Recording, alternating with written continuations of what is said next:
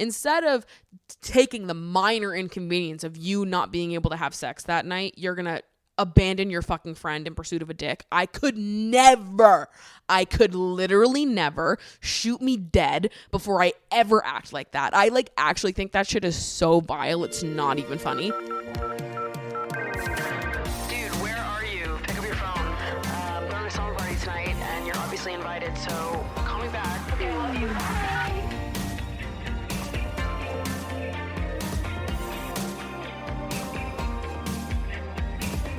What's up, you guys, and welcome back to Emotionally Online, the weekly summer party for spilling guts and sharing secrets, hosted by yours truly, the one and only Maddie Drosbeck, who is in bestie mode right now. Fully and completely. Many would say I'm always in bestie mode, but I think I'm especially in bestie mode during the month of March because, number one, my birthday is in March, and number two, my bestie's birthday is in March.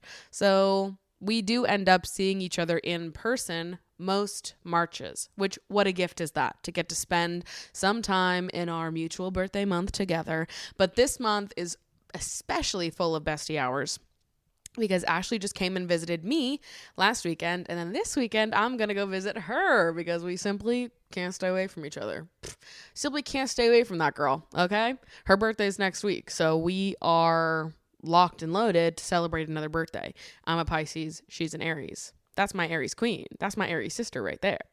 Okay, so we're having lots of bestie hours this month. Ashley just visited this past weekend, like I said, and we had the best little weekend together. We sort of were playing everything by ear, and we ended up having what I would describe as being the perfect day.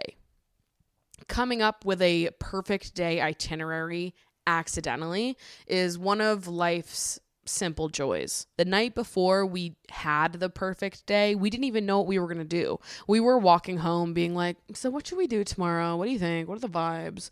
And we came up with something so marvelous and so magnificent, it should be studied in a fucking lab, okay? Step 1, you wake up at 7:30. I'm so sorry. I'm so sorry to all my non-morning people, but you have to. You have to do it. Wake up at 7:30, bright and early. That's kind of the perfect time to wake up. I'm sorry. I'm sorry that I'm a morning person, all right? I am. I do apologize for that. 7:30, we wake up. Oh, okay. We put our hair in a little slick back ponytail, put on our cute little sweats, and then we go get coffee and bagels. Pick whatever shop of choice it is for you, all right? We went to Swallow Cafe.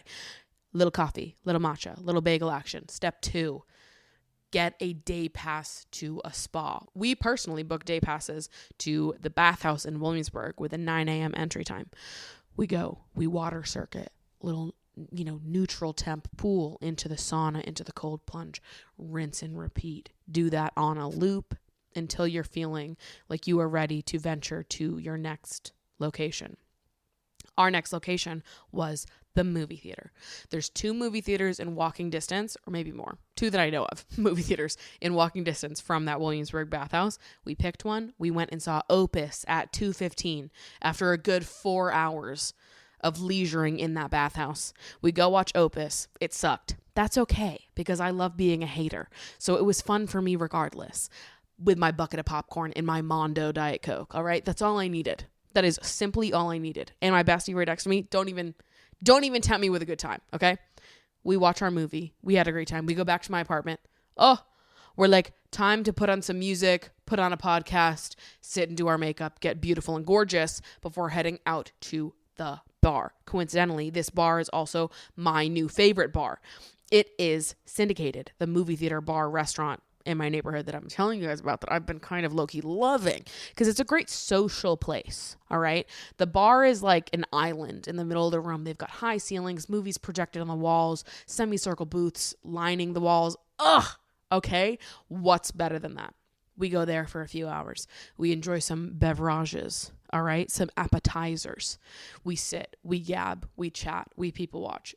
We're having the best time ever. Then we book a dinner reservation, a late dinner reservation at 9:30 for a restaurant just a mere 2 blocks over, Otis in Bushwick. Never been there. I find new places to love every goddamn day. I love New York City. I love the city so much. You never run out of things to do.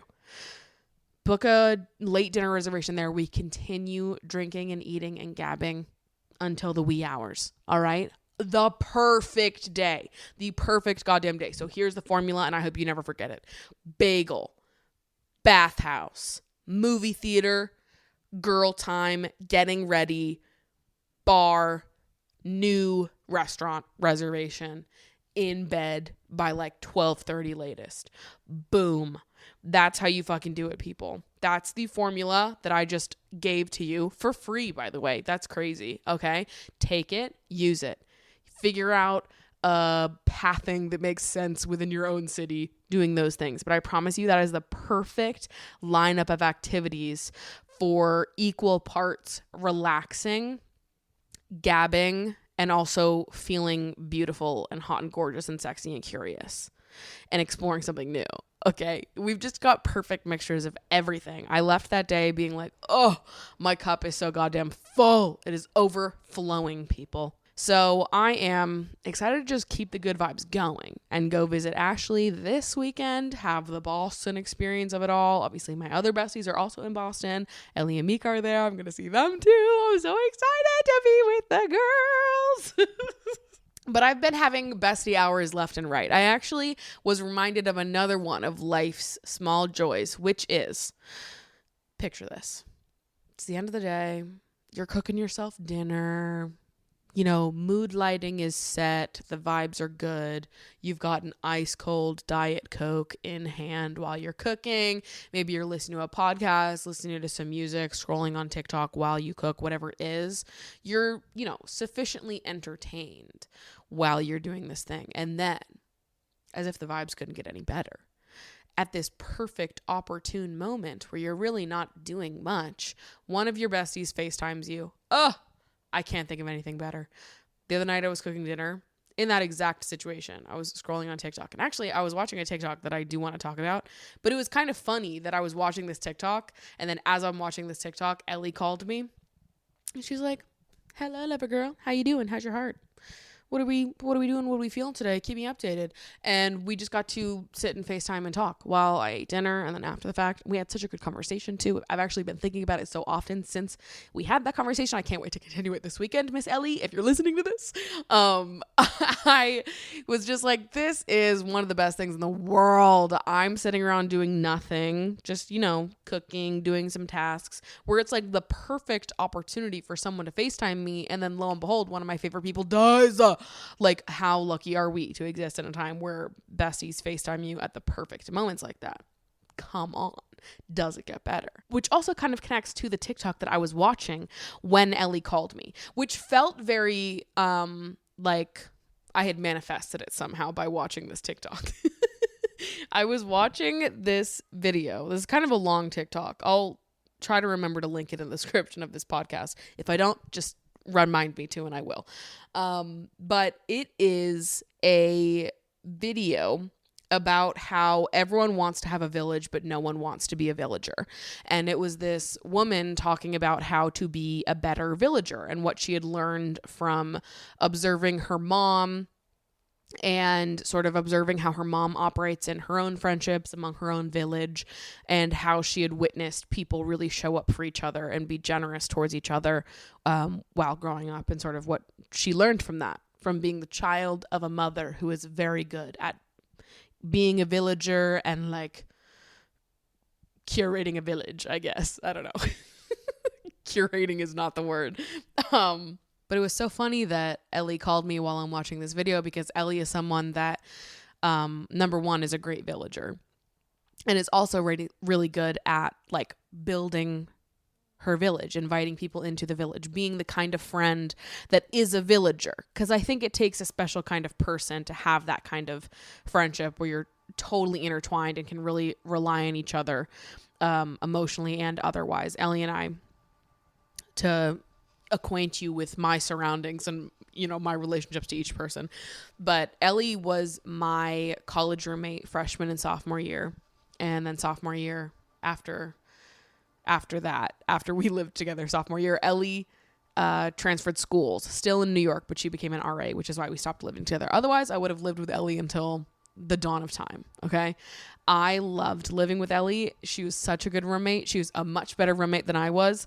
This is why I live alone now. Ellie also lives alone now. See, we're sisters in that way, but Ellie was a much better roommate than I was. Completely 100%. But even back then, like Ellie, from the start of our friendship, she has really been someone that I could completely and truly rely on. Like Ellie is who I spent election night with the first time that Donald Trump was elected. The two of us were sat in my bed at the time, just like cuddled up watching the TV being like, what the fuck? And she has been so generous to me in so many seasons of life and has really shown up for me, taken care of me. Here's an example of things that Ellie has done, right? When I got hit by a car, I've told this story before, was crossing the street, hit by a car, ended up in the hospital, whatever. Ellie heard that I was hit by a car. I probably texted her and was like, I just got hit by a car, LMFAO or something like that. Without even missing a beat, she did not respond to me to ask me where I was. She just showed up at the hospital. I was like, how the fuck did you get here? How did you know I was here? How the fuck did you find me? Here she was. And she was like, do you need snacks? I got you stuff from CVS. I got you this. I got you that. I got you. She just showed up and was there. And then the next day when we're at my apartment and I'm laying in bed, who comes over? I lived in fucking Flatbush at the time. Ellie was on the Upper West Side, like near Lincoln Center. Okay. Ellie comes all the way down to Flatbush to take care of me and make sure I'm good in the days that followed. What the fuck? This is the kind of person she is, though. This is what I mean. She is such a good villager. She is such a good friend. She is someone that really gives a fuck about the people that she loves and is just like the person that you hope is in your corner. I don't know how I got so lucky to be surrounded by so many women that are like this, that are just the fucking best. I would die for all of them. So anyways, I just thought that it was so fitting that Ellie FaceTimed me while I'm watching this TikTok of someone talking about how to be a better villager. Meanwhile, one of the best villagers that I've ever had the honor of being in a village with FaceTimes me just to catch up and see how I'm doing. And I'm like, oh God, I love this girl so much. I love this girl so fucking much. I could explode. Okay. I don't know how I got so lucky to be surrounded by so many women that operate on this same frequency where it is true that like a lot of people want to be a part of a village, but there are significantly less people that want to be a villager. People often talk about wanting a certain level of friendship and companionship, and there are fewer people that actually want to put in the effort and time it requires to cultivate those kinds of relationships. I think the reality is that lots of different people have lots of different standards for friendship. And some people are actually not interested in being good villagers. They're not interested in cultivating these like really deep, generous, time-spanning relationships where you're able to really rely on someone as if you're family. Ask them for favors, inconvenience them. Feel free to say the wrong thing in front of them, to mess up, to know that things will be okay, that you can get through that you're not like held at gunpoint to be the perfect version of yourself. These people that you can really let your guard down around and be yourself around. Like even on the phone call that I had with Ellie, I had a conversation with her that night that I've never had with anyone about this thing that exists in the back of my head, this bit of shame that I'm working through in my own life. And I just, swung it into conversation with her. I'm like, okay, have you thought about this before? Because I've been thinking about this a lot before. I did the same thing with Ashley like a few days before. But it's like these people that you feel so truly comfortable with that you're not, hyper-analyzing yourself or like bringing your shame into the conversation at all. They're like extensions of my own heart. They are sisters to me in many ways. And I think a lot of people might say that they want that kind of relationship with people, but they don't actually want to put in the work that it requires to cultivate those. And other people actually don't give a fuck about having those kinds of friendships at all. And I feel like I've observed both in my life in different ways. I feel like I've sort of been perpetually observing other people and the way they operate in friendships and being like, oh, well, that's different than how I operate in friendships for my whole life, in like some harsher ways than others. Like, for example, a less harsh way is just that like in growing up, I feel like I always looked at my parents and their friendships, and my parents did not talk to or hang out with their friends nearly as often as I would think that a person should. But obviously when you are, have raising a family and your friends are also raising families, life can get crazy and you sort of, don't have all the time that you used to. But even still, when I was growing up and seeing how often or little they talked to their friends came around, I was always like, why the fuck do you people live like this? Like, my parents' best friends are each other. And in some ways that's beautiful. And also, I don't aspire to be like my parents in that way. That's probably obvious about me. I think that it takes a village. I want to be a part of a village. I want to be a good villager. My best friends are not competing with my partner, my potential partner.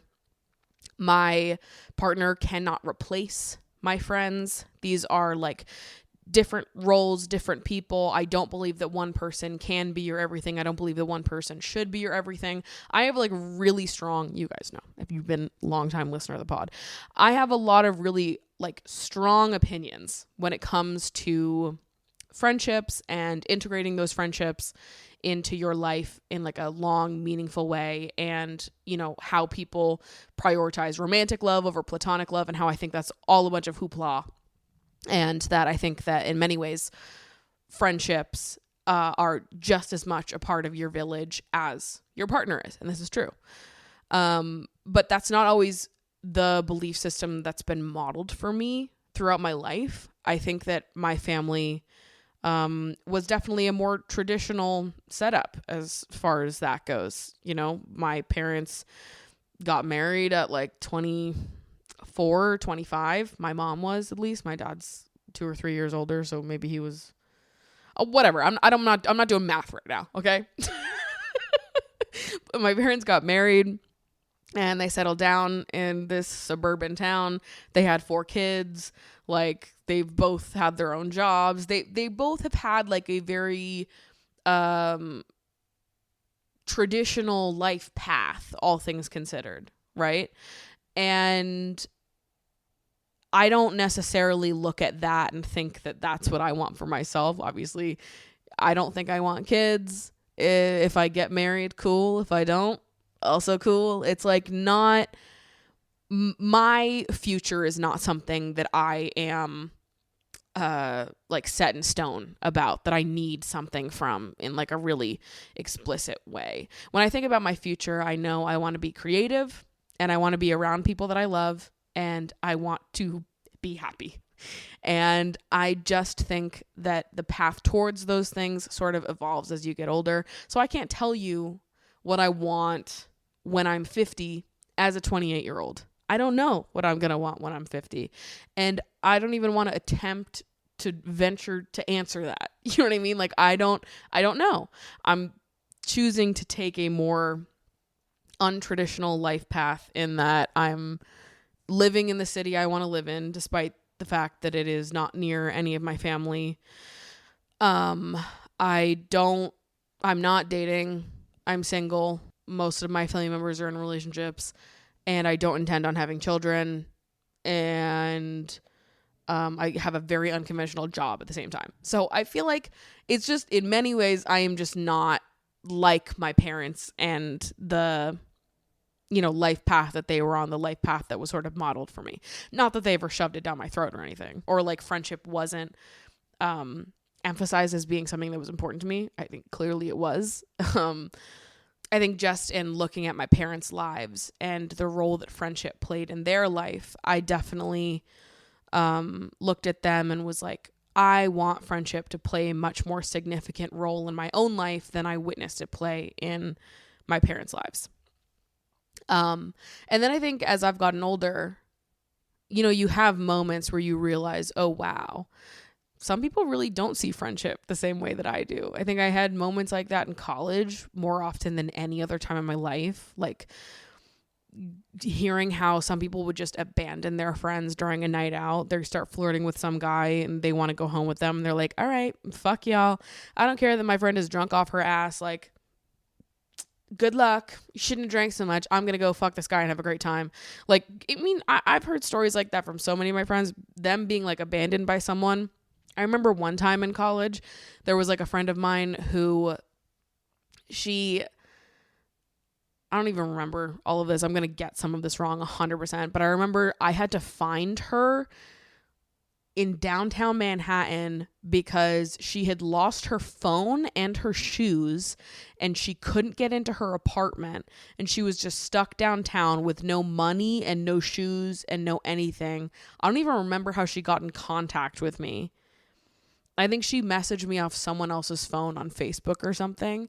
And I had to go find her and like bring her to shelter again.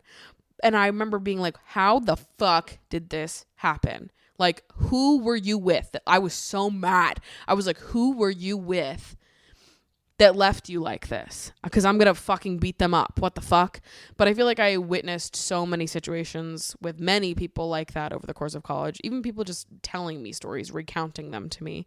Like, oh yeah, this person did this. We were out doing this. And then I was like always gobsmacked at the way some people acted in their friendships. Like, people didn't want to be inconvenienced by their friends at all. Your friend is like, you know, so drunk and she's vomiting at the bar, and you're, instead of being sympathetic towards her, you're getting mad and you're rolling your eyes and you're like, God, she's such a mess. Like, just someone throw her an Uber and get her home. Like, I don't give a fuck. I want to go have sex with this guy. Instead of taking the minor inconvenience of you not being able to have sex that night, you're going to abandon your fucking friend in pursuit of a dick. I could literally never shoot me dead before I ever act like that. I like actually think that shit is so vile. It's not even funny. There is like very little things I find to be a bigger red flag than that. Like, deeply. And I've seen people do it my whole life. Even as an adult, I've seen it.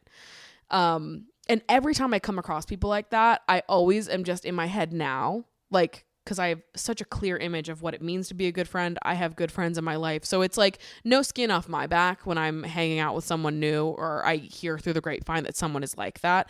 I always just think to myself, like, make note of that. Make note that this is the kind of person they are, because they do not see friendship the same way that you do. Not everyone does, okay? And so part of it is like, yeah, there are some people who really want to be a part of a village but don't want to do what it takes to be a villager. And there are other people that do not care to be villagers. There are other people that actually don't give a fuck about being a part of a village. They actually just want to do whatever the fuck they want, or they want to just, I don't know, find a dick and stick with that. And all your friends can go fuck themselves, I guess. I don't know. I actually am so off put by people like that. It's not even funny. Not even funny. I've probably told stories about the things that I've witnessed people do before, but like, yeah, your friend's getting sick during a night out, and instead of taking her home yourself, you're getting pissed at her and yelling at her, and you're just like want to throw her in an Uber and let her magically get there herself. Like, some of you need a reality check. Deeply sorry, getting drunk and catching a dick is not more important than making sure one of your best friends gets home safely. And actually, not even your best friend. I don't care if it's a fucking acquaintance. That's just how you should treat people. Oh my God. This is part of the villager mentality, though, okay? There's no person left behind. Even the people on, you know, perhaps new additions to the village, a villager that is connected to another villager versus one of your close villagers. You know what I mean? Like, that's just not how you treat people. And I think particularly, like, living in a city that is pretty far from my family members, like, I have had to forge my own kinds of familial relationships in New York, find these friendships with people that I can, share a village with. I'm very grateful to have many people a part of my village, to be in community with other villagers who really care about being good villagers, who want to be a villager, who want to be a part of a community, who want to be inconvenienced and to inconvenience others. Not because it's a bad thing, but because that is part of life. That is part of loving someone. You do things that are inconvenient to you because it is helpful to them. And there's lines with everything, right? We don't need to be like killing ourselves in pursuit of helping our friends, right? But it's like the little things. If you're able to do it, you should do it, because that's part of it. And what this girl was talking about in her TikTok was how like she witnessed so many of her mom's friends growing up really step up to help raise her. You know, driving to soccer practice, to band, picking up when they're sick in the middle of the day, when you bleed through your pants at school, bringing and dropping off a new pair of pants. Shout out to all the people that did that for me when I was in middle school. Fucking my like friends' moms were doing that for me when I was in middle school. I would call my mom being like, Mom, please, I'm gonna fucking kill myself. I just bled through another pair of jeans. I'm hiding in the bathroom. You need to drop something off right now. And actually, this one horrible time, my mom sent one of her coworkers to our house to get a pair of jeans for me, brought it to the school. I go and grab the jeans, and I realize they're my sister's jeans. And at the time, I'm like really struggling with my body image. My sister's 4 years younger than me. She's fucking like 9 years old. And I'm 13. And I'm like, so I am gonna lose my mind. I'm actually gonna smash my head into the bathroom sink. What do you mean? I have been dropped off a pair of my sister's pants while the entire back of my jeans is red because I bled through them. Awesome, great. And then I called my mom a second time being like, Mom, she dropped me off Morgan's pants. I don't know what to do. And my mom was like, I don't know what to do either. I have a client. And I was like, fuck. So then I talked to one of my friends, and her mom brought me pants. But I was like, fuck. It takes a village, people. Sometimes you gotta just call on other people. What the fuck was I talking about? I'm bringing up random stories and losing my track here. Right. But this girl in the video was talking about how she witnessed her mom's village show up for her, doing little things like that, picking you up from the airport, and also like smaller things than that. Like you ran out of eggs and you really want to have eggs the next morning. So your friend brings you over a couple of eggs, even if they're not your neighbor. They just bring them over to you, or they make a stop at the grocery store when they're on the way over to your house just to make your life a little bit easier. They hear that you're having guests stay over your house the next weekend. So they drive 30 minutes to your house to drop off some sleeping bags, some extra sleeping bags that they had in their house. You have enough for all the, grandkids and cousins that are coming through that weekend. Like little things that people do going out of their way to make sure that you have what you need, that you don't have to spend extra money to get picked up from the airport or buy these extra sleeping bags or get that extra carton of eggs or whatever it is. Like just looking out for people and going the extra mile to make their life a little bit easier, accepting a small inconvenience because you love them. And that's part of being a villager. And I feel like I am so lucky to have many friends around me in my life, both near and far, that I feel like I can really rely on in that way. Like in New York, a way that I have to rely on my friends quite frequently is for cat sitting, because I travel pretty regularly and I am obsessed with Mango. So I need her to be well loved every single day. So when I leave, I need someone to be here 24/7 or I will cry the whole time I'm not here. So the idea of Mango being by herself actually just makes me ill. It makes me actually ill. I don't understand how people go on vacation for a week at a time and just have their animals on an automatic feeder, or they just have someone pop in for 30 minutes to an hour and that's it. I can't do that. I can't. So I rely on my friends to cat sit, and they stay here at my apartment for the whole week when I'm not here. So Mango is never alone. She always has someone with her. Obviously my friends go to work and they can be normal people. I'm not crazy. Just saying. But they sleep here with Mango because I never want Mango to be alone, and I just want her to be well loved every day of her existence. Okay, she deserves nothing but the best.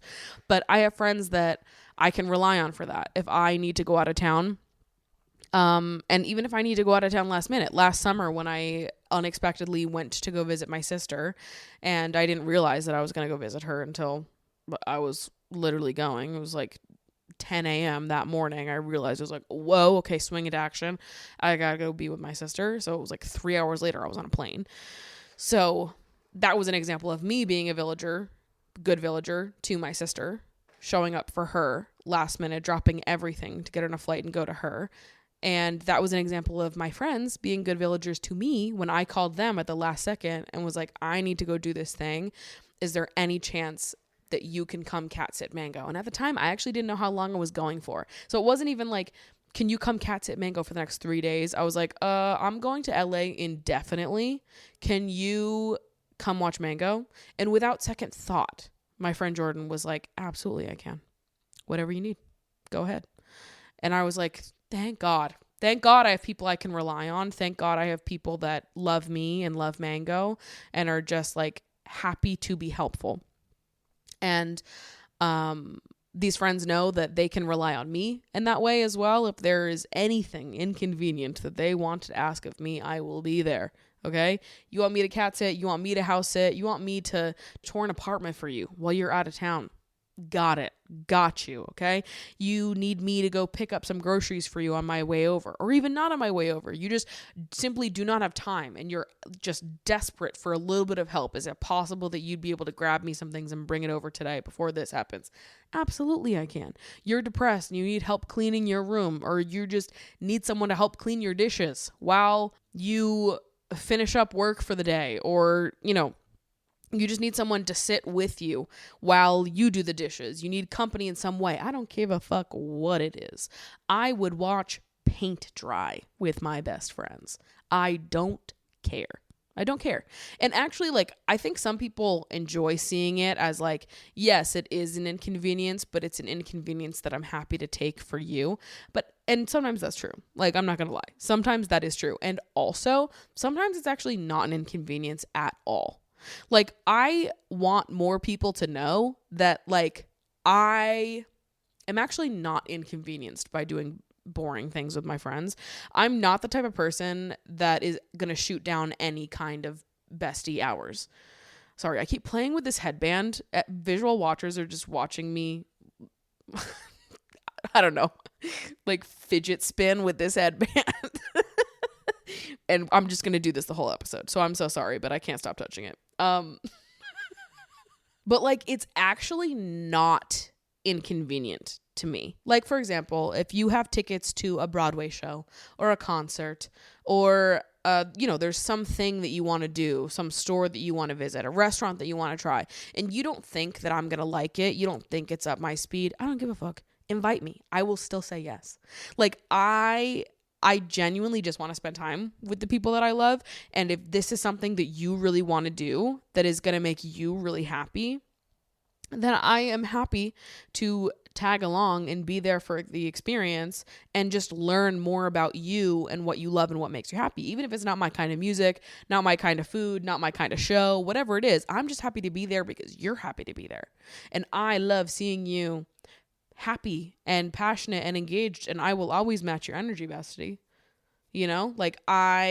I meant it when I said that I could sit and watch paint dry with my friends. It actually does not matter to me what we do, and it's not inconvenient to me to do those things at all. But, and something that I think about a lot, and I think I have to work on this as well, but I think oftentimes it is easier to show up for people than it is to ask them to show up for us. I think for many people, the hardest part is actually making the ask. And that is a crucial part of increasing your intimacy level within these friendships. You have to make yourself vulnerable, make the ask to your friends. Hey, I really need help with this thing. Hey, I'm really struggling with this. Do you think you can help me? Can you pick me up from the airport? Can you come over and help set up for this game night with me? Can you come and help me clean up because I let my apartment become a mess and I really just need someone to be there with me while I do this whole thing? Whatever it is, I think oftentimes making the ask is the hard part for a lot of people, and it's also one of the most important parts of increasing the closeness in those relationships. To be able to really rely on someone is a different kind of friendship. All friendship has the ability to grow to that place. But I think there are a lot of people who are in relationships where they have enough trust and closeness to escalate, to get even closer, to surpass that, the next intimacy level of taking it from like friendship to villager, where you're like really showing up for each other. A lot of people have the ability to take it to the next level, but they are too scared to make the ask. And I think sometimes once one person makes the ask, the other person will also feel comfortable making the ask, because you're like, oh, well, this person asked me for this. So now because they did, I feel comfortable asking them for this, and we can have more of a handoff with each other. Or you hope that people do. But point being that I think that we all probably need a little reminder that, yes, part of being a good villager is showing up for your people and being there for your people. But part of being a good villager is also asking for help and inviting people in. And honestly, I think for me, that's probably the harder part, not in like an emotional way. I find it very easy to let people in emotionally, for sure. But I think the harder part for me is like asking for actual help. Like, for example, I have no problem with telling people that like I'm heartbroken about something, or I'm feeling a lot of shame, a lot of guilt. I'm really working through this. Like, I can talk through how I feel until I'm blue in the face. My problem comes in like actually asking people to take actions to show up for me, or like, yeah, that, I guess. I feel comfortable just going to people for emotional things, but when it comes to like actually physically showing up for me, that's what I sometimes have a hard time asking for. And I think this really varies person to person, because I think with my closest friends, I always feel comfortable making the ask.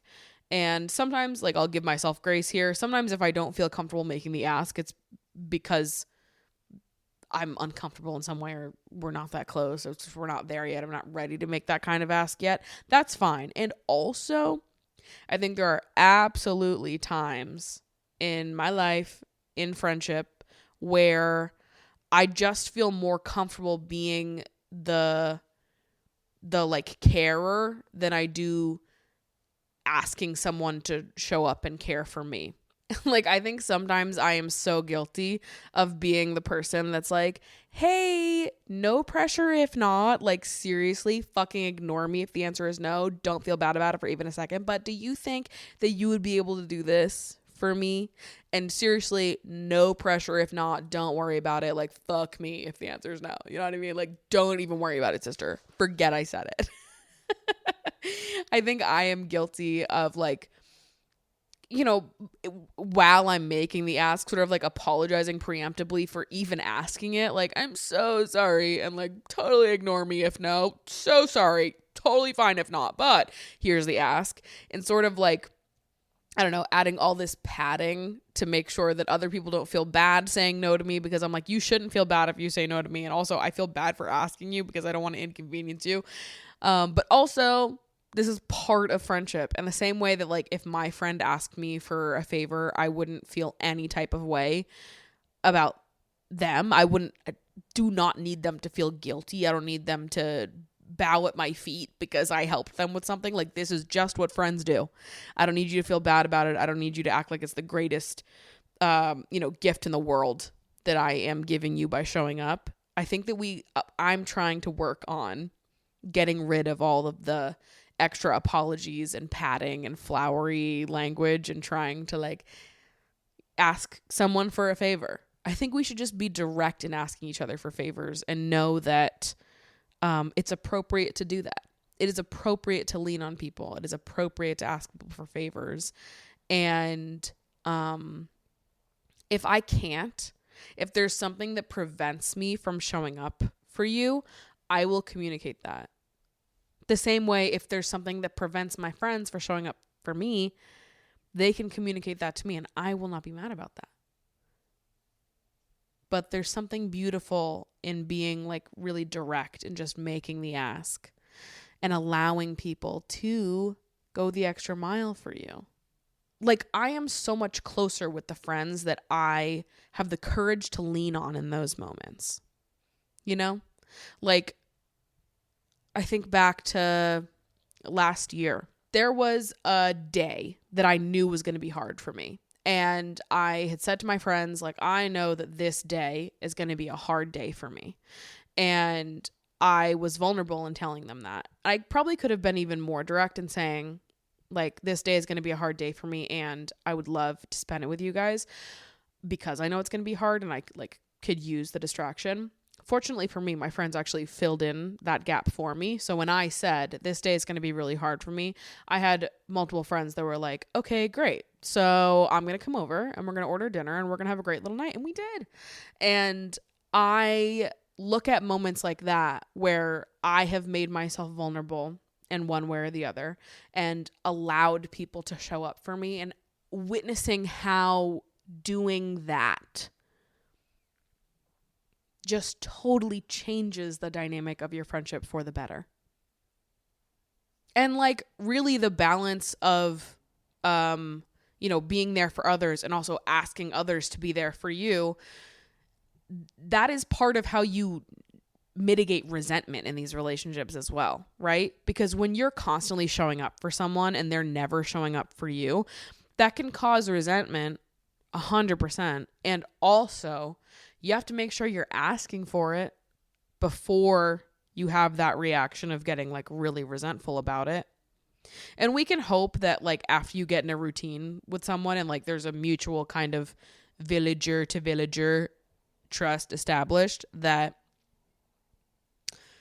you don't have to constantly ask for people to support you and people just sort of do. But I think that everyone deserves the grace in like someone asking for you to show up. And really, I think that we should always feel comfortable in asking someone to show up. Because I think sometimes people worry like, all right, maybe they want to be alone. Maybe they need to process this alone. I don't want to impose. I don't want to, force them to open up or tell me about something they're not ready to tell me about. I think it can't hurt to ask for people that are thinking stuff like that. Can't hurt to, just check in with someone and say, do you want to be alone? Or would you like a friend tonight? Are you ready to talk about this? You don't have to tell me anything if you're not ready to talk about this, but just know that when you are ready to talk about it, I'm ready to listen. I do feel like we could all just benefit from more communication and not less, rather than assuming that other people don't want to show up for us and they don't care. We'd be better off to just ask them to show up. And rather than assuming that people don't need us and that they would rather be alone, we should just ask them if they would rather be alone or if they need a friend. Anyways, the beauty of being a villager, being a part of a village and being a good villager. Kind of love this conversation because it feels very like, yeah, there is different levels of intimacy and the kinds of friendship that people seek and want out of life, 100%. And also, this is definitely somewhere along the line connected to like the less traditional view of like what your future could look like. Like my value of friendship is so high because that is who I am. And also some part of this is connected to the fact that when I think about my future, I'm not thinking about starting my own family. Like my friends are my family. Like I love the idea of someday, sharing a plot of land with my besties and having us all have our little houses on this one plot of land. We've actually talked about this before. Me and my friends, we've been like, wouldn't that be crazy if one day, I love seeing those like news stories. People are like, a group of friends bought a plot of land and now they all live here together. And everyone's like, that's crazy. I'm like, is it? Is it that insane? Like, I think the idea of chosen family is very foreign to some people. But it's not to me. And so that plays a role in all of this, and like why some people really want to be villagers and want to be good villagers, and why other people really don't care about that. Some people don't value friendship and like non-familial relationships, non-romantic or non-familial relationships in the same way that others do. I don't know. I can't tell you why someone wouldn't. I think my friendships, my platonic relationships are truly the best things that have ever happened to me in my whole goddamn life. But yeah, not everyone values the same things. It's definitely a more queer picture of life and love that I operate under, and thank God. And thank God for that, babe.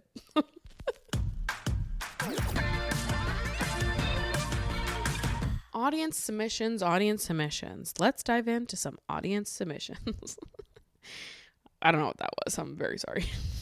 Hey, Maddie, this is a silly thought that I'm dying to get your opinion on. This is lightly based on true experiences. Have you ever played the classic childhood game, Make It or Break It? Well, we're playing the big girl edition. What do you do if someone you are romantically/sexually interested in and or intimate with makes a living off of art that you consider to be bad? Imagine being married to a person who is lovely in so many ways, but you have to look at their bad art in all of your shared spaces. Can you truly love someone if you don't love their art? Here's what I'll say.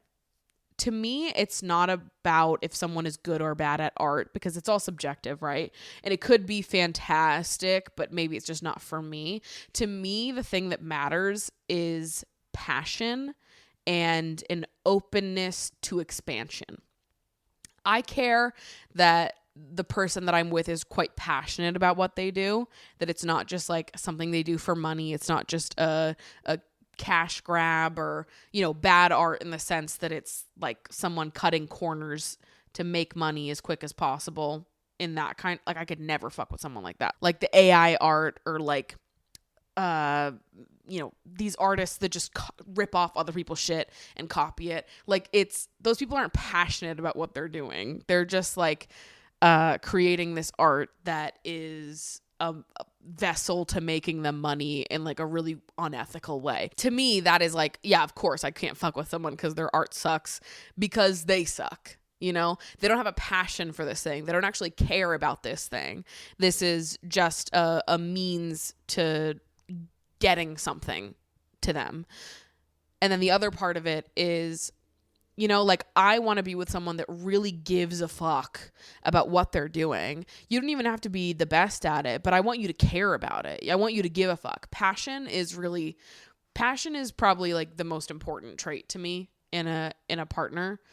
Passion is the thing I am most attracted to. And it's the thing that I think I would feel the most misunderstood if my partner didn't have.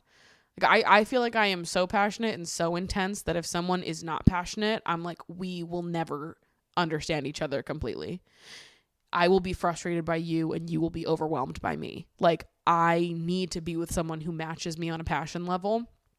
And I think that obviously passion is sort of, it shows up in so many ways, but creativity and passion are like so intertwined. So if you don't have that passion, that's where I can't get into it. And also, if you are so self-involved that you don't have a desire to be better or to grow, expand, push the limits of what your creative thing is, whatever your art is, that's when it would also be a turnoff to me. But like, let's say you are dating someone who is, their art form is the trumpet and they love playing the trumpet. They are so passionate about it and they really care about trying to learn and be better. And they put in a lot of time to trying to learn and be better, but like they're still just not the best trumpet player. It doesn't matter to me. And I would find that charming and endearing and quite sweet, to be honest with you. It doesn't matter to me if they're good at it. They could be the worst trumpet player in the world, but if they love it and they really care about putting time in to be better at it, then I think that's all it takes, really. I don't care if you're good at it or not. I care that you love it and that you are invested in it, you know, that it feels like an authentic expression of art. Whether something is good or bad is sort of, it's not up to me, and I actually don't care. If it's genuine, if it is truly from the heart, then that's what matters. So that's my answer. Sorry, it's a little corny. It might also require a little bit of self-awareness too, but maybe that falls into the like ego part of it all. Like they have to actually care about learning and growing and expanding. And I think they should probably have some self-awareness about where they currently stand in that journey. You know what I mean? Like if somebody thought they were the world's best trumpet player and they sucked, but they were really passionate and really cared about becoming even better, but they currently thought they were like the best trumpet player, that might be hard. Mostly because I can't lie. So I'm like, I'm not going to pretend that I think you're great at something if you're not. Like I don't want to lie to you. I can't live a lie like that, you know? But also, like they deserve to be with someone that really loves and believes in them. And if I don't believe in them, then maybe we're just not meant to be. The self-awareness is the third part there. Because like if they're aware that they're like a mid-tier trumpet player, but they want to be better and they're super passionate about it, I'm like, yeah, make all the shitty trumpet music that you want, babe. I support you 100%. But yeah, does that all make sense? Because also like they deserve to be with someone that sees them the way that they see themselves, or like sees them better than they see themselves, believes in them. You know what I mean? And if someone is super passionate and really dedicated to working at something and being better, I inherently believe in them. But like if someone was dating me and they saw my passion, saw my drive, like engaged in all of my conversations and reflections about art and what I'm working on and what I do, like if they engaged with all of that with me and still went home at the end of the day and were like, that girl's crazy delusional, she's never gonna make it, she's never gonna do anything with her life, her stupid silly little videos, I'd be like, you are my biggest hater. I'm sleeping with my biggest hater. Oh my god, get out of here, we gotta leave him, what the hell? You know what I mean?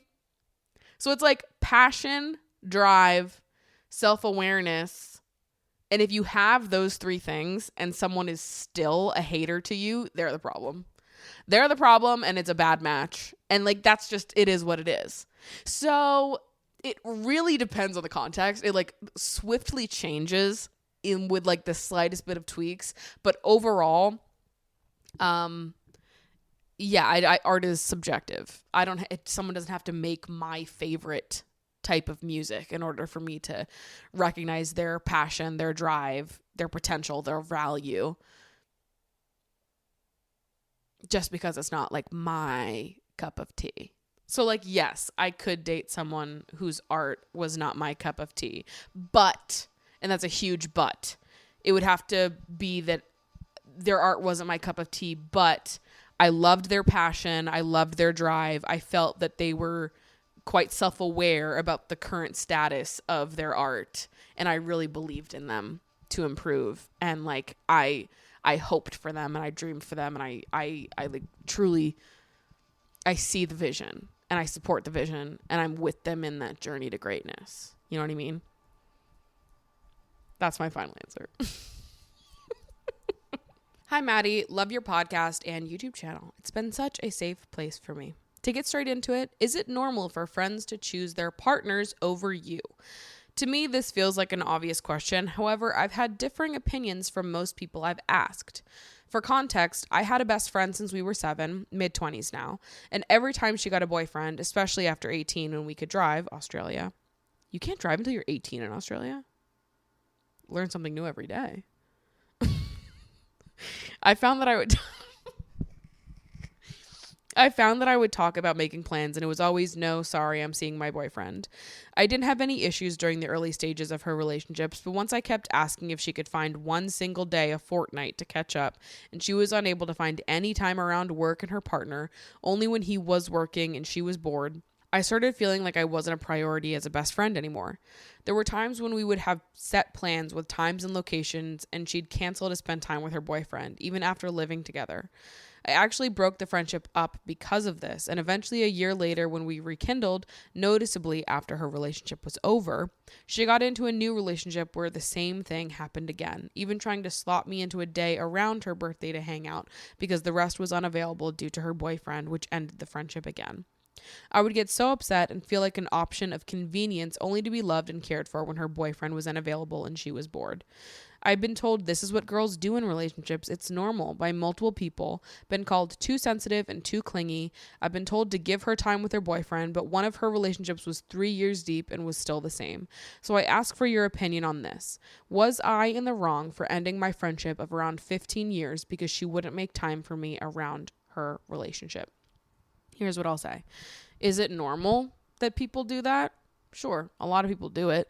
Does that mean you have to be okay with it? No. And this connects back to what I was talking about earlier, in that like some people have very different images about what it means to be a good friend. And that's fine, but that doesn't mean you have to accept it. If your friend thinks that their definition of friendship with you is that all that they are willing to invest in your friendship is a hang every once in a blue moon when their boyfriend is busy, and they're gonna schedule you in and move you around and maybe even ask if the boyfriend can tag along. If that's all they're willing to invest in this relationship and that is not enough for you, you are more than entitled to saying, well, we're just a mismatch at this point. And I expect more in my friendships. I think that too often people are let off the hook for abandoning all of their friends when they enter a relationship. I think that is bad. I think we should just call that bad, because here's the thing. When the relationship ends, because so often they do, and you don't have any friends left, that's a problem.